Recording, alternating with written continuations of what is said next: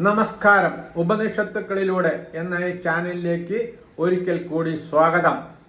പ്രശ്നോപനിഷത്ത് episode 37. അന്നം തന്നെയാണ് പ്രജാപതി, അതിൽ നിന്ന് തന്നെ വീര്യം ഉണ്ടാകുന്നു. ഈ വീര്യത്തിൽ നിന്നാണ് ഈ പ്രജകളെല്ലാം, അതായത് മനുഷ്യരും മൃഗങ്ങളും ഉണ്ടാകുന്നത്. അതിനാൽ പ്രാജാപത്യ വ്രതമനുഷ്ഠിക്കുന്ന പുരുഷന്മാർ സ്ത്രീ പുരുഷ രൂപത്തിലുള്ള പ്രജകളെ ജനിപ്പിക്കുന്നു. തപസ്സികളും ബ്രഹ്മചാരികളും സത്യനിഷ്ഠരുമായ ഗൃഹസ്ഥന്മാർ ബ്രഹ്മലോകപ്രാപ്തിക്ക് അധികാരികളാണ്.